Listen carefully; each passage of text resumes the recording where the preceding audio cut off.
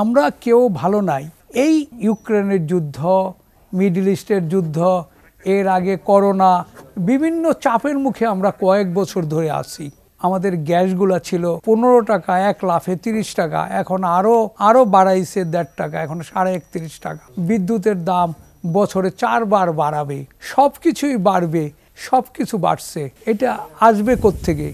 বায়াররা তো আমাদেরকে বেশি পয়সা দিবে না। ফজলুল হক যেটা ইবাদুর রহমান বলছিলেন যে ট্যাক্স হলিডে আসলে কতদিন থাকবে তার একটি প্রশ্ন। আর এই ঋণের বোঝা মাথায় নিয়ে বা এরকম মূল্যস্ফীতির সময় এই সুষম বাজেট করা কতটা চ্যালেঞ্জের হবে?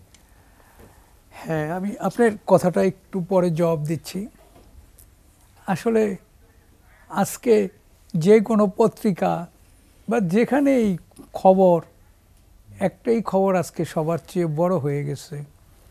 একটা হলো ডলারের দাম একদিনে 60 টাকা বেড়েছে। এটা নিয়ে একটা হইচই পড়ে গেছে। কিন্তু আসলে আমাদের এখানে তো অনেক অর্থনীতিবিদরাও আছে।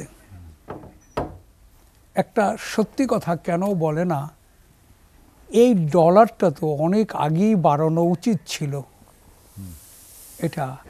এবং ডলার বাড়ানোর কেন, এটা একটা মার্কেটে ছেড়ে দিবে, ওপেন ছেড়ে দিবে, যেখানে যাওয়া সেটা তো যাবেই।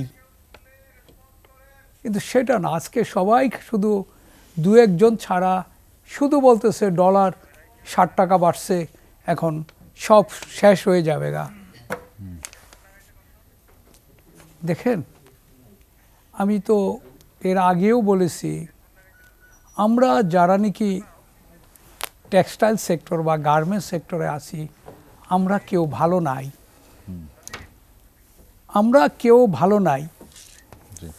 এই এই এই আমাদের এই ইউক্রেনের যুদ্ধ, মিডল ইস্টের যুদ্ধ, এর আগে করোনা, বিভিন্ন চাপের মুখে আমরা কয়েক বছর ধরে আছি।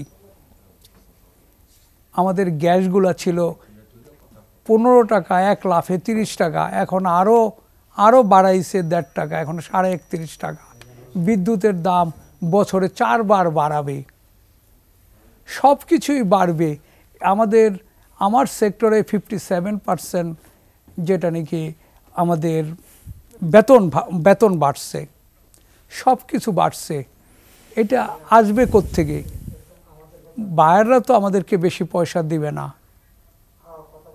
আমরা সব খরচের পরে শুধুমাত্র আমাদের যে এখানে সেলাই চার্জটাই তো আমাদের কাছে থাকে, না হলে তো সবই আমাদেরকে আনতে হয়। কাপড় বাইরে থেকে আনতে হয়, কিংবা তুলা বাইরে থেকে আনতে হয়।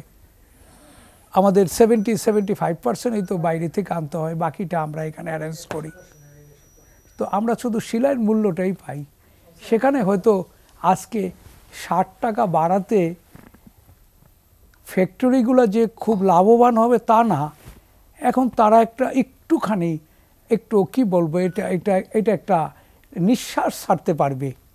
নিঃশ্বাসই বন্ধ হয়েছিল যে এই সেক্টরটা কি হচ্ছে, কোথায় যাচ্ছে।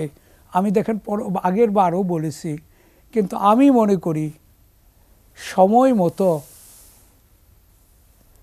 সরকার বা সেন্ট্রাল ব্যাংক একটা ডিসিশন নিচ্ছে, উপযোগী ডিসিশন, যে সময় এটা করা উচিত ছিল।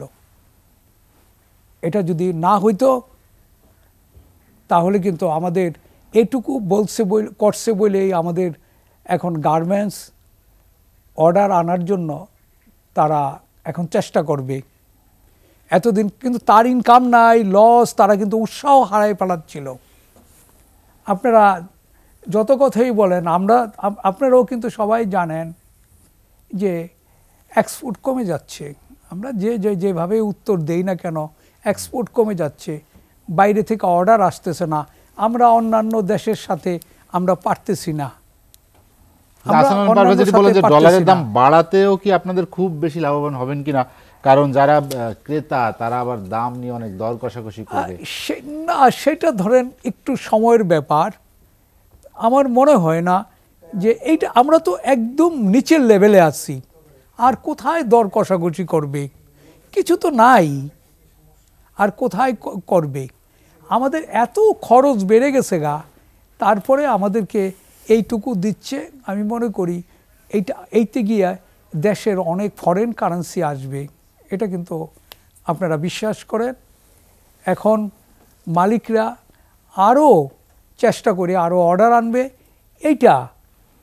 এটা আমার এই সেক্টরের জন্য এবং দেশের জন্য এটা আশীর্বাদ যে ডিসিশনটা তারা দিচ্ছে।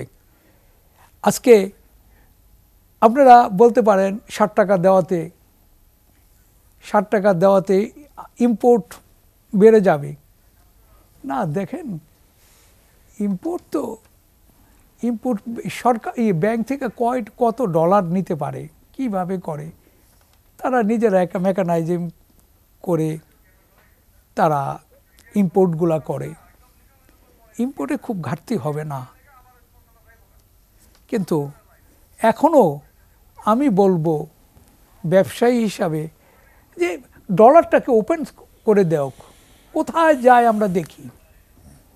এইভাবে তো এই যে এখনও 60 টাকা বাড়াইছে, এইতে কি হচ্ছে?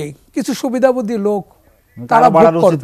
তারা ভোগ করবে, কিন্তু যেভাবে ডলার বাড়াইছে, যেভাবে নাকি আমাদের ডলার ব্যাংকের চ্যানেলে আসার কথা, আপনারা দেখবেন ওইভাবে আসবে না। আজকে ডলার বাড়াইছে 60 টাকা, আজকে তো বিভিন্ন খবরে দেখতেছি বাইরে চলতেছে 22 টাকা 25 টাকা পর্যন্ত উচ্চ মূল্যে তারা বলতেছে। আরো বেশি 126 ভাই বললো 126। তাহলে 126 যদি হয়ে থাকে তাহলে 117 টাকায় কিভাবে পারবে? কিন্তু এটা যদি ওপেন করে দেয়, তাহলে কিন্তু এটা সব সেক্টরগুলোর জন্যই এটার জন্য ভালো হবে এবং দেশও বেঁচে যাবে। ওয়ালটন ফ্রিজ কিনে অনেকের মতো আপনিও হয়ে যেতে পারেন মিলেনিয়াল। সেরা পণ্যের সেরা অফার।